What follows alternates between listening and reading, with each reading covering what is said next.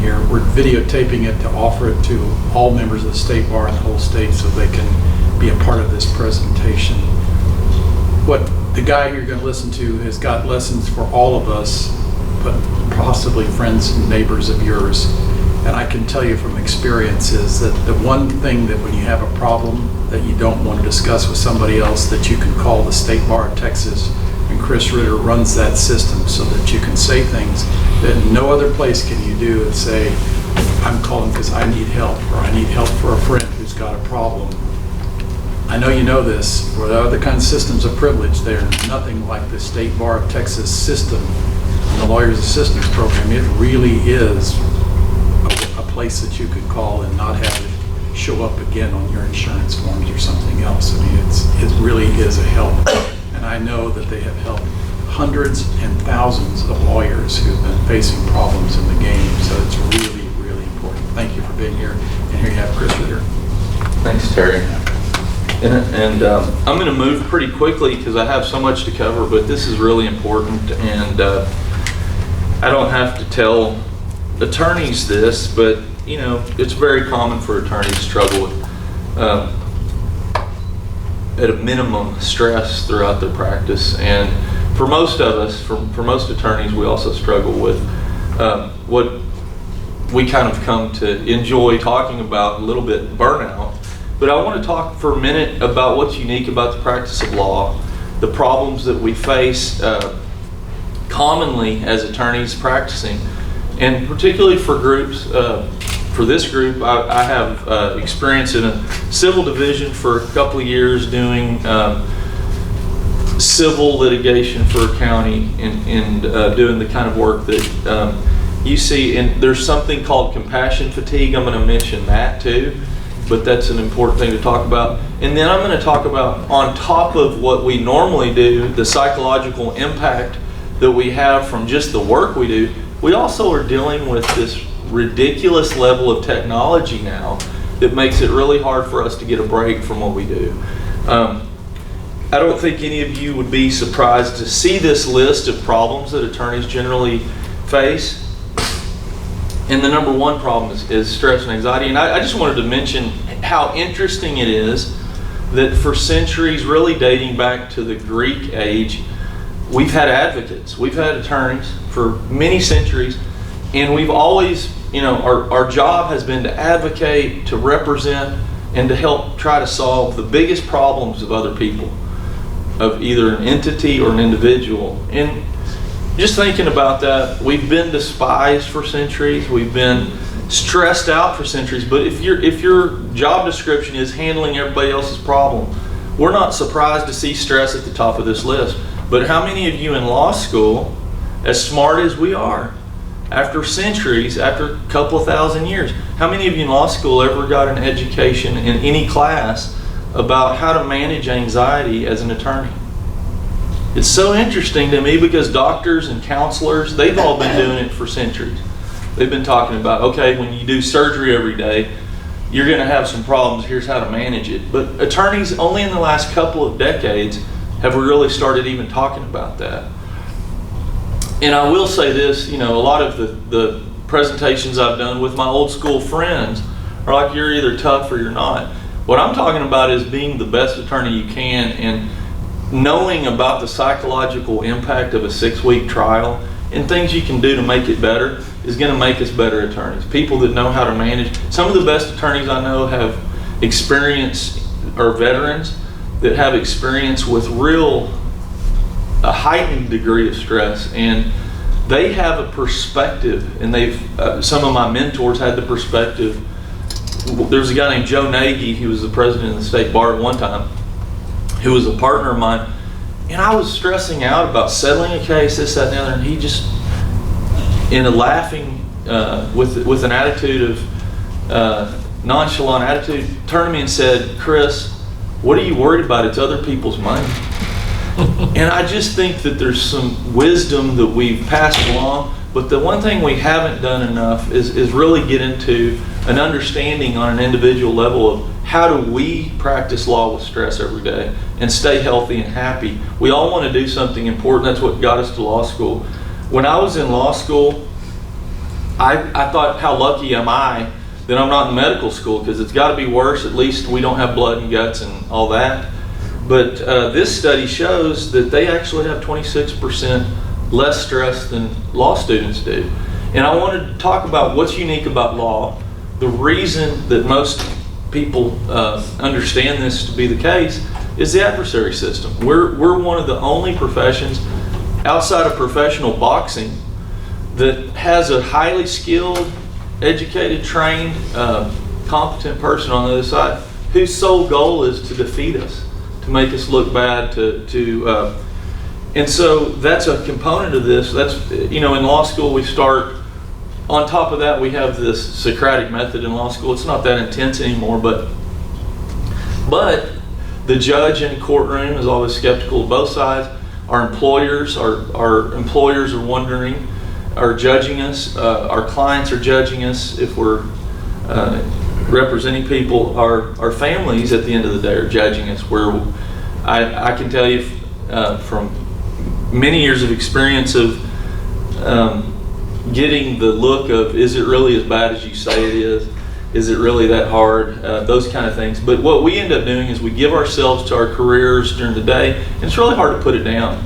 Another thing that may surprise you or may not, out of 13,000 attorneys, and you all know that's a pretty reliable survey, 13,000 responses, attorneys won't admit anything. Attorneys won't admit when there's no property damage to a car with a picture of it. But 46% of us admitted having struggled with depression. And we all know that if 46% admitted, that number's higher than that. Because only 61% admitted to having stress. So I just want you to know this is something that's a common struggle. And again, to me, it's a cry, it's a flag that we need to know more about what to do with the stress. Because how many of you knew that if you have chronic stress, you will get depressed? It's a cause and effect. The mind, it's a chemical condition of the mind. The mind, after being stressed long enough, the chemistry gets depressed, and it's something that we can prevent. We can do some things about. The other thing is, doesn't surprise me either. At UT, the first thing I learned about stress management was that they put a keg out on the patio every Friday, and I was there almost every Friday, and which was actually for me a really healthy thing in law school. I needed for the first year. I needed some stress relief. I met people, I networked, but that's the only. How many of you remember learning other coping mechanisms in law school for stress? And see, we did learn also to get into intramural sports and a couple of other things, but 32% of young attorneys have under the DSM serious drinking problems.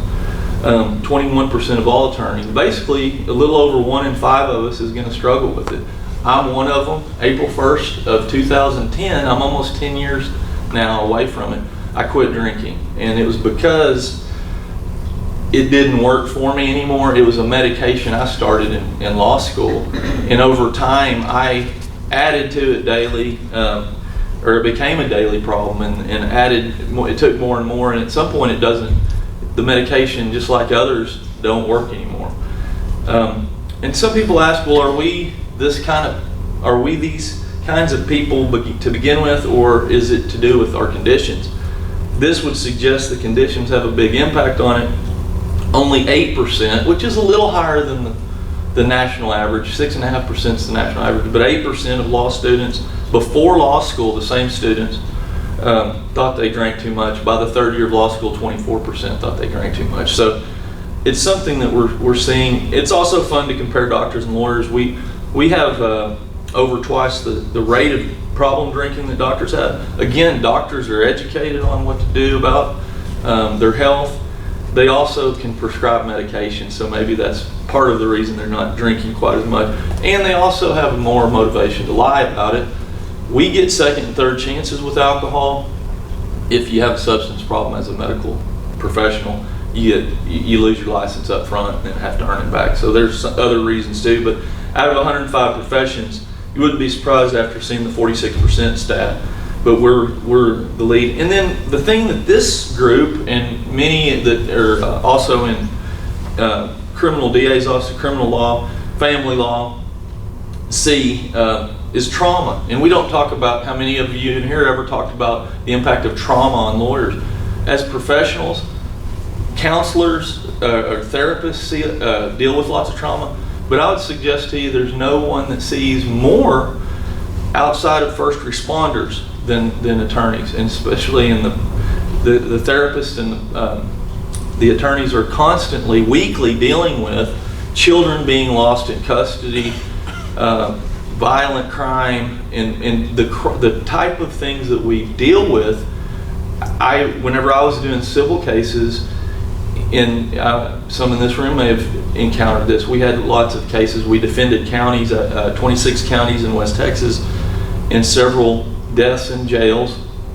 And I got to see pictures frequently of the people that died in jail and look at those circumstances. And I just pretended, oh, no big deal. But later, I kept having slideshows happen to me in my mind. And I just want you to know, what we read, what we deal with, having to cross-examine someone, which I've done multiple times, that's paralyzed, about whether someone that lost an arm, whether they can still get a job with the other arm. You know, those things, they impact us. They take a toll on how we feel about ourselves and about the world. These types of trauma are the types that lawyers experience, direct and indirect. Some people want to diminish trauma that's indirect. I just want y'all to know, of all the cases I've dealt with in my life, the most devastating trauma I've encountered was indirect trauma. A mother that watched her child be hit by a car and killed. And that's the kind of trauma that's indirect. When we love our clients, when we love the people, the victims in a case, or when we love one side of the thing, and we see what they go through, it affects us. I've been threatened directly. When I was in the civil division, I did some forfeiture work, and more than one time, once everyone got threatened in court, but more than once I was threatened for, taking, in this case the police took some things that were clearly probably the kids, and it infuriated the people involved, and lots of threats. But I've known very few people that work in this kind of, do this kind of work that haven't been threatened, some directly. And then I want to just mention compassion fatigue, which is something that is a problem. And let me just give y'all a really quick statement of what compassion fatigue is. When I was in the DA's office, the police took a woman's car, and she came to my office. She had diabetes, and she was a grandmother.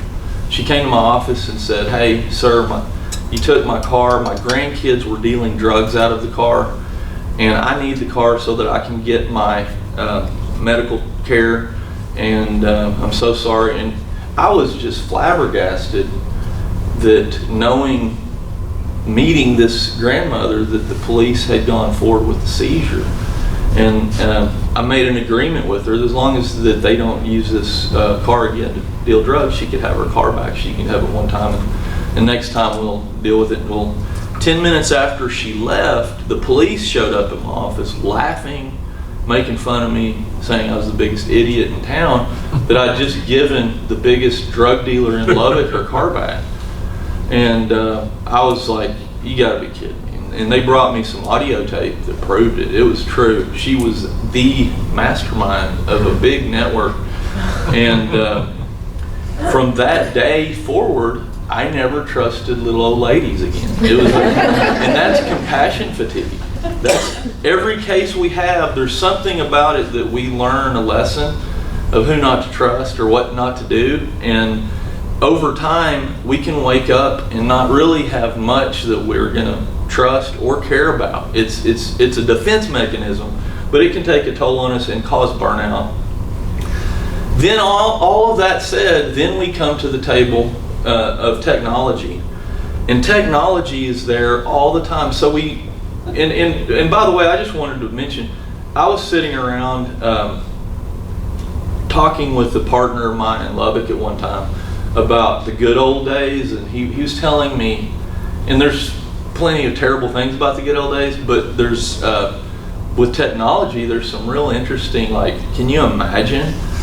And he said that the fax machine ruined the practice law. And I started thinking about it, and in a way I can see how wonderful it would have been to sit around for a couple of days with no one knowing that you've gotten a message and reflect on it. He told me he'd get a letter and think about it 2 or 3 days, dictate a brief and go have coffee and come back. You know, he had such a different lifestyle. But with technology now, we're constantly being inundated with information. We're being reminded constantly of things we haven't done. We're being interrupted so we can't get work done. We're also being affected when I'm talking about self-concept. How many in this room have 100 friends on Facebook or more? Almost everybody I know has like thousands and now, but like if you have 100, you have 2 every week that are on the beach drinking a martini with their feet in the sand, sending their pictures for you to see. And so every week we're seeing everyone else's dream while we're grinding out through what's real life. And I just want to say, the impact on our self-concept, on our outlook of social media is serious. We can't sit there and remind ourselves, this presentation is intended to do this. Sit there and remind yourself, hey, every week 2 people are on vacation. But when you just see it, it seems like everybody's life's better than ours. There's a lot more to it, and I'll talk about it more. But it also wastes our time. Self-care is something that we never have time for. Every attorney I talk to that calls us that needs to make changes in their lives, they're saying, you know, with my practice and then my family, I just don't have time. I'm going to show you some things about where we can find the time. It's also an addictive cycle, technology. I posted a picture of my daughter that lost her first tooth a couple of years ago. And I got my feelings so hurt because nobody liked it. I mean, it was like the perfect, like, okay, everybody's gonna like this. And what had happened was I had adjusted my security settings to where I was the only person that saw the post. and I realized it, and then I went back and did it, and then like 100 people or something, you know, whatever, a bunch of people liked it. But the way social media is set up is to addict you. If you post something that's popular, you're like, oh, this feels good. You want to post more. There's something about this. Likewise, young people, there's studies that show young people prefer text messaging to talking. And I see it all the time in restaurants. I mean, we see it everywhere. How many of you have been to a concert? The entire audience is videoing the concert and not in like the opening band, nobody even cares about. And it's just so strange what we're turning our phone into our mind. So we want to record. If we experience something, we want to record it. It's gotten us into an interesting place. But with time, this is not attorneys, but look how, I mean, this is laughable how much time we're Americans in this study in 2018, almost 8 hours a day, they have the television on. I'm talking about devices right now. So TV's one of them. For attorneys, we don't have time for that. I mean, we might watch some, you know, breaking news or whatever, you know, but we don't have time for that kind of, but I will say the rest of these, I think we may exceed this. The average internet user is using 24 hours a week. I think lawyers may exceed that because we do all kinds of work on the internet. This is the big one. This is the one I really want to focus on for attorneys. Smartphones. Young people are averaging 4 hours a day on smartphones. I think attorneys exceed that. I think that we're worse than young people. All adults in 2018 are almost 3 hours a day. I'm just going to say, I think attorneys are between 4 and 5 hours a day. We do everything on their phones. We have emails. We do so much on them. If I went to the mailbox at my house 150 times a day, y'all would have me committed. But we're checking our iPhones or our smartphones 150 times a day. And it's neurotic, and this is an old study. I don't think it's getting any better. 94 texts. I remember reading back in college about Thomas Jefferson writing 15 to 20 letters a day, something crazy like that. I was thinking, he had no life. We're doing 94 text messages a day. We're also doing, I'm going to guess, about the same number of emails opening and reading and all that. We're overwhelmed with connection, and that goes for social media.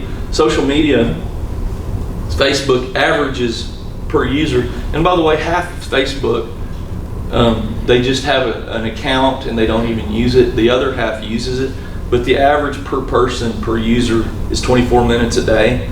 That's in 18. But there's a link between Facebook use and depression. Also self-concept with comparing everybody else's life to ourselves.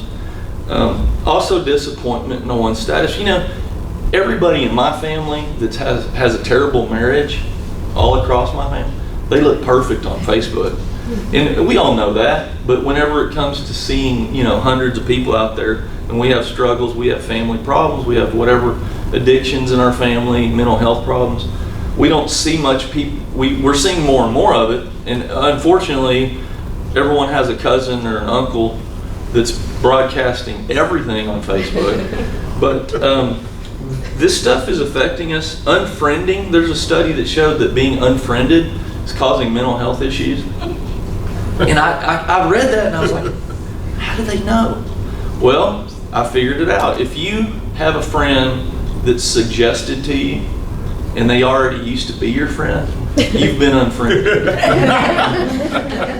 had no idea. I was thinking my mother-in-law must be counting her friends on, you know, and comparing them week to week. But there's also there's a loneliness from intense Facebook use. But these other platforms, to me this is interesting for lawyers.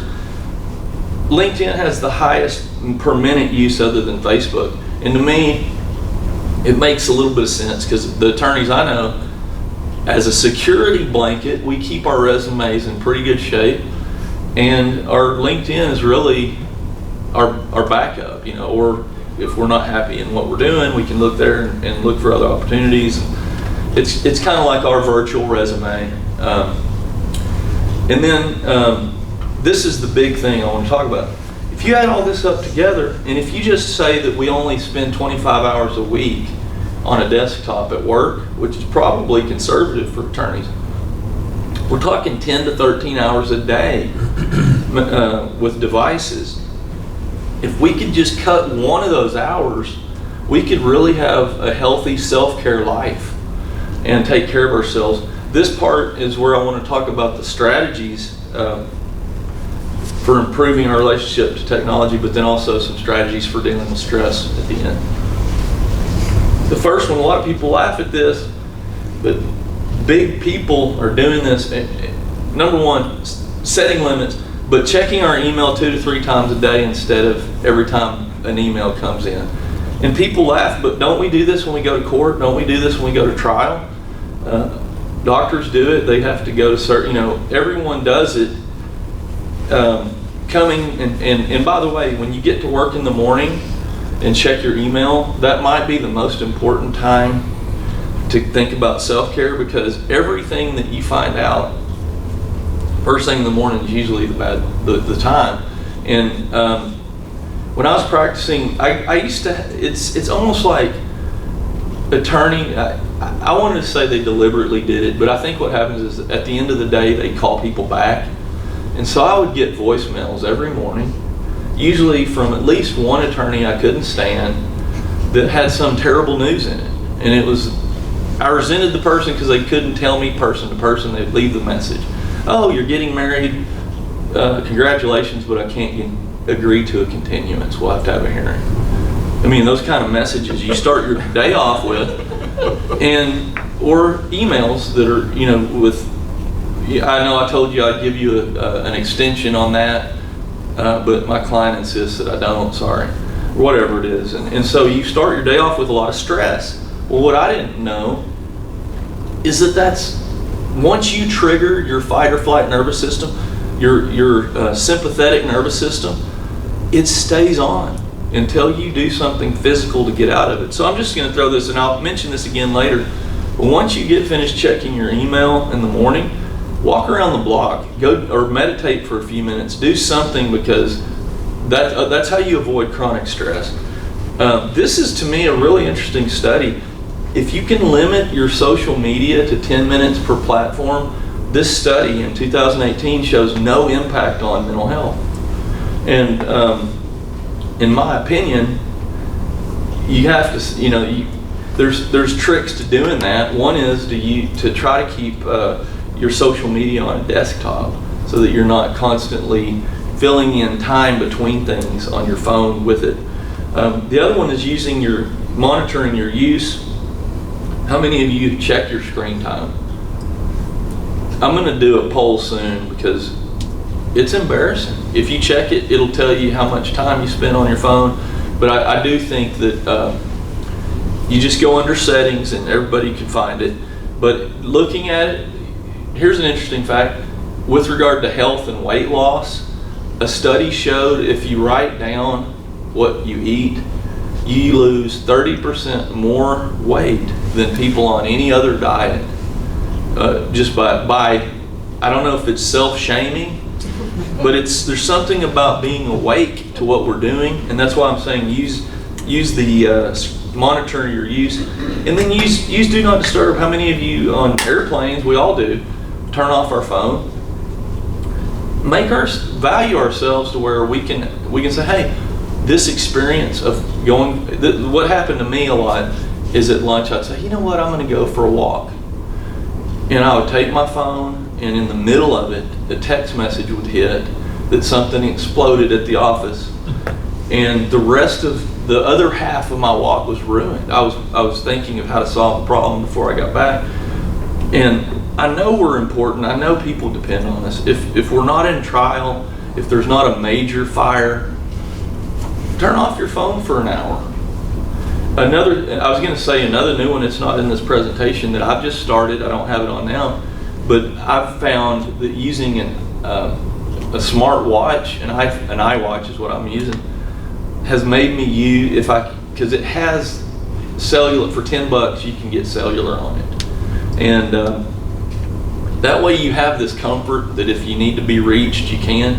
But I can leave my phone in the car now, and I'm not going to do FaceTime or Facebook and all that. I'm not going to read on this thing, and so it really makes me feel comforted to know I can be reached or texted or called if needed. But I'm using the social media stuff a lot less. The other one's disconnect completely. Turning off notifications. How many know how to turn off notifications? So when I mentioned the mailbox analogy, we can check our own mail. We really don't need our computers to beep every time we get mail. We're at our desk enough. If you turn off notifications, then you check whatever you want when you want. So that way you don't have to. You can turn off notifications on everything, including text messages. But you can get on your computer and check the mail 3, 5, however many times a day you want, and it won't ding you. And it also, all apps have notifications, so all you have to do is go to settings and go to apps and turn off the apps that you don't care. So if you need to keep your notifications on for a couple of apps, for texts or for phone calls and all that, okay, but you can turn it off so that it won't say, hey, you have a new friend request. Those are the kind of notifications that get people to look. The other one is, this may be the most important one of all of these technology suggestions. Charge your phone somewhere else besides next to your bed. Charge it in the bathroom, out of reach. And here's the deal. 40% of depression, one study showed, is related to sleep. So lawyers, we're laying in bed, and this is, to me, pretty common from what I gather from my friends. We're laying in bed about to go to sleep, and then we think, oh gosh, what do we have tomorrow? Let me double check this. Then you open it up, and then you see a new email from the lawyer you hate the most, And then you find out that he's done something that you have to respond to, and you're up another hour, and you're worrying about it. And so if you could charge your phone somewhere else, and it's hard. This is also a good test to see if you have a problem with technology. But if you charge it on your dresser, just as a warning, put it down to where you can't see the light, because the light will pop on and you're going to just be wondering what was it, or you'll hear it buzz. But try to charge your phone away from your bed. It's hard to do. And then also try to take breaks from your phone. My watch, I'm trying to do half a day with the watch only whenever I'm doing things. But try to keep your phone during social activities, meals. Try to use other technologies like books and magazines instead of just using a tablet or a screen.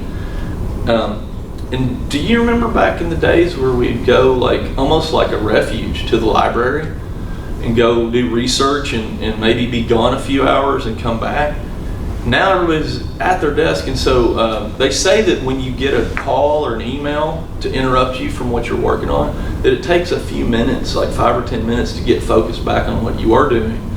And so if you can, just like you're preparing for trial, get away from, either turn off or go somewhere, isolate a little bit to work on projects, and you'll find, like I did, I found that if I can go in another room and work on something for a little while, it's much more peaceful, and in spurts that can be helpful. The other one's manage the apps. The leading off of your iPhone, these social media apps, and just using the desktop will really, making it hard on ourselves is the idea to not check on that. I find myself when I'm in between things reading news, reading Twitter, but you can take that off of your phone or go to like a watch or something. In fact, I was talking to someone this morning that uses a flip phone, and I think there's a new trend of people going back to flip phones because they can't, to text, you remember you had to push each button like 4 times to get a letter, but it really makes it so inconvenient we wouldn't do it. And then installing, there's a lot of real positives out there on apps. There's wellness apps I'm sure some of you have used that tell you when to stand up, when to breathe, can help you with diet, exercise, and all kinds of stuff. There's also other kinds of apps for sleep, and I think that's one of the things. Getting a ritual, like in the morning to do meditation or to listen to something inspirational, and then at night maybe to listen to something that helps us go to sleep. Those things, we can use technology and they help. The other one is this, I kind of alluded to this, my uncle, I was terrorized by for years, reading every crazy idea he had on Facebook. And I was afraid to unfriend him because I didn't want him mad. And so I just tried to ignore it, but it was hard. It's like the couple that bickers on Facebook. It's kind of hard not to pay attention to because but you don't have to unfriend people, you can unfollow them. I didn't know that until last couple of years, but if you unfollow them, they don't know you did it, you just don't have, it's ignoring them. And so if you have people that are toxic on social media that disturb you, you can do that. And it goes for other things. Sometimes you'll, sometimes I have an in-law that continuously tells stories as like comments to pictures, and you can hide those if there's other things you can do, but just remember unfollowing unhealthy people and stop checking on, there was a time when we watched the news because we needed to know about the weather, kind of want to know what happened. Well, now we're getting every devastating event worldwide, and it can really be a downer. Taking a break from news can be a great thing. One of my cousins said, why don't you just read the week before the election, and then you won't have to be disturbed for 4 years or however many years. And I think there's some truth in some of that, which is, following the day-to-day constant breaking news, crisis and all that. It can be stressful. Taking a break from that's great. And also using, newspapers and things where we can select, instead of the clickbait, which is dramatic now. The titles of stories now, it's really kind of disturbing trying to get you to click on it. You can select sections. And I will say this, some of the new subscriptions you can have to the news online will allow you to kind of select the sections you want to read and set defaults like that. And then another one, following uplifting people. There's a guy, anybody know, he's a prosecutor in Waxahachie named Vance Hines. He's lost 250 pounds. And I get a lot of inspiration out of seeing him post his inspirational stories. And there are some uplifting people that can really help. For people like me in recovery, I follow, there's certain things on social media you can follow that are uplifting. For people that have grief, they can follow grief groups. There's a lot out there that can be positive about it, and use the positive. I like to finish as far as the tips go, and then I'm going to talk about some strategies. But scheduling self-care, using technology as a scheduler, don't you think you deserve 4% of your life? That's 1 hour a day, and I don't know many attorneys that are giving themselves an hour a day. I just don't. So I was going to suggest starting with 1% of your life, which is 3 hours a week, and just putting it on your calendar. If you put if it doesn't go on your calendar, the odds are, if you're an attorney, it's not going to happen. And so if you could put at the beginning of each week 3 hours a week for self-care, I call it self-care. It could be connecting with someone else. It could be exercising. It could be another type of event that you enjoy, a hobby. But if you don't put something on there, it's not going to happen. And the people that call T-Lab are often very burned out, and we talk about their life, and they've been maximum pressure, maximum hours for years, and then they just can't do it. They can't do anything. And making a change like this is life-changing. For one, it says, hey, we're worth something. We are worth something. And on the airplane, they'll say, put the oxygen mask on yourself first. We need to remember that, because we want to be the best we can for as an attorney. But if we keep giving all of ourselves away, we're not going to be as useful. And it's kind of like studying for the bar exam. When I was studying for it, how many in here had to get like big breaks during the day? Like I couldn't study 12 hours straight. I had to take an hour or so. Likewise, taking an hour, I just think that we ought to be able to find it, but starting with using your calendar to calendar 3 things a week would be great. Also, scheduling events that are away from things that can tie you down. Scheduling things like that are away from screens. This is what I mentioned earlier. When you check your mail, you trigger your sympathetic nervous system. Breathing exercises are one of the things we can do anywhere. I saw a guy in Lubbock, Texas, which is not your ideal place for mindfulness. I grew up there, so I have a right to say that. But breathing in the back of the courtroom, I thought he was having a medical issue. And I went up to him, and his name's Rod Hobson. Anybody may have ever crossed paths with him, but I said, "You okay?" And he said, "Oh, I was just meditating." And so I know it can be done anywhere. It can be done at your desk. But look at this anxiety level in the 90th percentile in 2 weeks of doing 5 minutes of breathing exercises a day or more. It reduced to to almost normal, to the 57th percentile. 50th is normal. And so, you're talking about major improvement in anxiety. And the reason is clear. All we're doing is turning off our fight or flight nervous system. So if you do this, but look at all the ways we can do it. Walking around the block is what my granddad used to start counting, and we all knew something bad was about to happen, because if he was counting to 10, but when he got to 8 or 9, he would walk out and slam the door and come back in about 20 minutes, and he'd be a different person. And looking back, that's all he was doing. He deactivated his fight or flight nervous system. He came back relaxed. So after a stressful hearing, after a stressful phone call, go for a walk, or do some meditation, or do one of these other things, because they really do work. I used to ridicule golf. I was like, golf is one of the dumbest things. To chase a little ball around and hit it is so silly, and to watch it on TV is even worse. And having been an attorney, I think it's one of the better ways to get in nature, to just get your mind out of, because when you're staring at a ball going wherever, and that could be for other sports, that's probably why we like sports some, is you can't be thinking about you missed a statute of limitations 6 months ago or whatever, if you're doing this kind of stuff. And likewise, I used to hate things like cooking and yard work. Anything you can do that gets your mind into an activity and out of reflective worrying and all that is a big deal. And I just wanted to share this. Part of why we're in this situation is important. We need to be worried about our clients. We need to be able to think through a lot of things, but we also need to be able to turn it off. And that's what the physical activities can do, is get us out of it. And then this is a huge suggestion. Gratitude.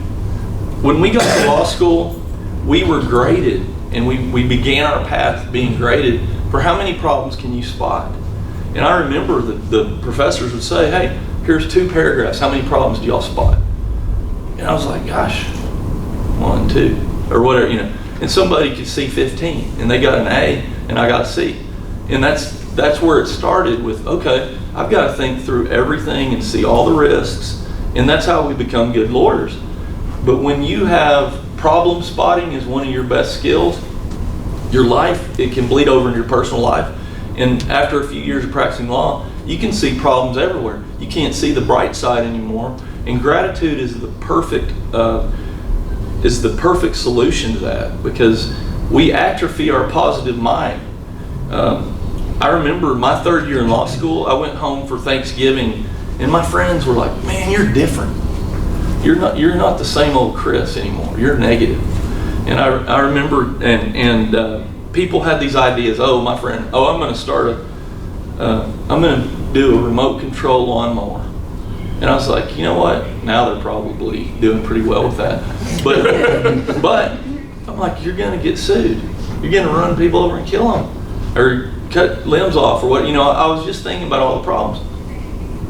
But what happened to me is, at some point, my gratitude was gone. I lost a case in the world of insurance defense. This is not a big deal, but I lost a case where there was a $100,000 policy limit, and the verdict was $150,000, and I soaked in misery for months over that. I couldn't see. All I could think about is what an idiot I was that I didn't get a different expert, that I didn't do this, didn't do that. And I know lawyers at the same law firm I was at that lost a $100,000 policy limit by $1 million. That's gratitude. I can see that now. But what I wanted to say is, on gratitude, there's a practice called gratitude journaling. You can do this on the way to work. It's very simple.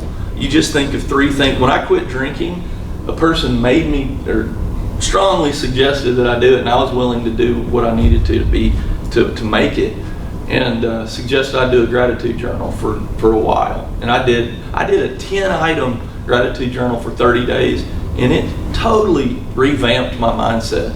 But the studies show doing 3 things a day for just a few weeks can increase your happiness up to 25% in one study.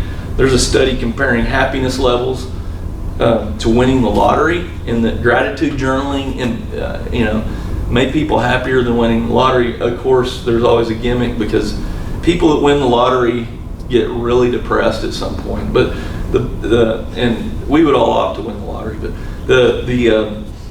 the thing I want to say is, there's many dozens of studies on gratitude journaling, and if you haven't tried it, just remember it can really be something. And I go back to it periodically. When I start noticing I'm being pretty negative, I'll do a gratitude journal for a couple weeks. It makes a big difference. And then the last thing I wanted to mention, we do a lot of helping others as lawyers, but I want to mention this before I stop, because it's changed my life. In 2007, ex-wife had me served, this is all in a week, served with divorce papers. And it's so interesting because I had just found out I was a Texas Monthly Rising Star super lawyer. And I was just, like everything else, when I found out I passed the bar, there's something about me that discredits everything, you know, if it's good. But I got served with divorce papers, and I was raised by my grandparents. And that same week that I was served, just a few days after, my grandmother passed away unexpectedly. And so, and I was very burned out, and I was drinking ridiculous amounts of scotch every day. And a partner of mine came to me and said, I'm really worried about you, Chris. Is there anything we can do? And I looked at her with, I think, pretty strong and serious and maybe a credible face, and I said, I'm okay. And I had never been worse than I was then. I got a call sometime in that time period from an attorney, from his assistant. I'd been, you know how you try to reach somebody and they never call back? Well, his assistant called and said he had passed away in a questionable situation. It was an accident on the highway where he hit the tree going 75 miles an hour or something like that in the middle of the road. And I remember thinking, I thought, gosh, he's lucky. He doesn't have to deal with all this. And I thankfully knew enough, read enough, had enough in my life with people that I knew that I needed to get some help. So I got the phone book out. I parked my car down the street from the therapist office so nobody would see and think I was crazy. But I went to a therapist I found in the phone book, and this is before the vast, at least I didn't know how to find the vast information now that's on the internet. But it turned out it was a children's therapist, but she ended up sending me to a good place. I got a lot of help. I got involved in a charity, Meals on Wheels, around that same time. Suggestions to make life changes. Well, I made a bunch of them, and I came to some new habits. But one of them was to get involved with some service work. And I got involved with Meals on Wheels. And the first day that I went to deliver meals, I had just screwed up a deposition and was ruminating about that. And I walked in and it was a Tuesday, and I walked in and handed this woman her food. And I said, hi, how are you today? I'm really comfortable with older people, being raised by my grandparents. And I was talking to her, and she started choking up like she was going to cry. And she said, thank you so much for asking me. The guy yesterday just threw the food down, and I haven't spoken to I haven't spoken to anybody since last week, and I really needed to talk to somebody. And I immediately just became like human, present, and forgot about and got out of the rumination, got out of this worrying about my deposition. I immediately had a different attitude. And when I went back to work, I wasn't worried that I didn't have 0.1% more than the other partner. Like all the stuff I was thinking about, or that I didn't get the $1 million verdict that this other dumb young attorney got. You know, those kind of things that we get disturbed by. I was thinking, how lucky am I to do this, to practice law, to help people, to be able to go see her, because I'm valuable to her. Changed my life completely. It also got me real honest about my life, and not too long after that, I did everything possible healthy-wise except quit drinking. And then finally I realized, you know what, maybe it wasn't the marriage or the job or all the reasons I thought I drank too much. Maybe I just have a drinking problem. And I got the help I needed to quit that. And I also got the passion for doing this kind of work. I get a lot out of helping people. I can relate. I've been there with mental health. But look at this study, 30,000 people over 10 years, we know that stress isn't healthy, but a 43% higher risk of death than others with low stress jobs. But if you do this kind of work, Meals on Wheels, Big Brothers, Big Sisters, and I would suggest to lawyers, yes, pro bono work is great, but it can be triggering because it reminds us of our legal work all day, which sometimes we can be a little bit overwhelmed with. I would highly recommend it be soup kitchens, real simple helping work, helping people in need, so that there's not this baggage with it.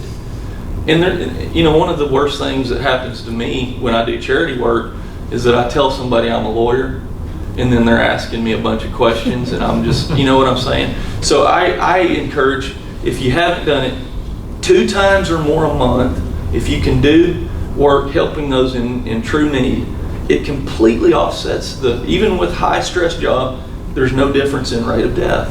So there's science behind this. I just think it's amazing. Let me just mention TLAP for just a moment, and then I'll be done. Our program is to help. Most people think, oh, well, if you're an alcoholic or if you have real serious crisis called TLAP, this is a program that's meant to help people with all kinds of struggles. If you're an attorney and you're struggling with any issues, call us. We've dealt with so many of them, including, not surprising probably, but a lot of grief, a lot of attorneys going through divorces, temporary problems.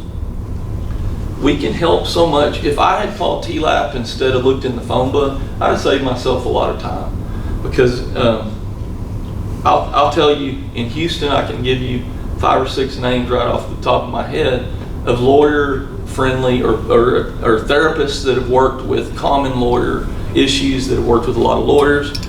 But we're confidential, and there's a statute that protects our communication. But for many people, including judges and including people that work in offices that are government, there's a lot of fear around trying to reach out for that kind of thing. I just want y'all to know, and tell any judge you know that is afraid, don't tell us who you are. Call us. Push *67, which is a trick I learned long ago. We can call clients if you don't want them to have your number. But *67 blocks your phone number. Call us and just don't tell us who you are. We'll get you the resources. We can connect people. We don't have, you can call anonymously. But y'all would know, I answer the phone. I have the phone right now, that if at night, if someone calls after hours or needs something, and we can be reached by text message, but we can refer people to professionals. We can connect people to groups. In Houston, there's 2 groups that meet every week called Lawyers Concerned for Lawyers, for mental health and substance use peer group. And connecting one-to-one, that's a huge part of this. I know an attorney in Houston that lost a child, terrible grief. I connected him to an attorney in Dallas that lost a child, terrible grief, and they were able to help each other heal. And there's so many things, definitely with drinking and with mental health, it's so nice to be connected. And then self-care information and all that. And just to show you how friendly we are, here's a picture of us. and I'm an attorney. I have a master's degree in clinical mental health counseling. Shauna is an LPC. She's not an attorney, but she's a counselor. And then Erica is working on her master's, and she's very familiar with all of these. And Erica and I are in recovery. But anyway, thanks so much for having us. Enjoy it.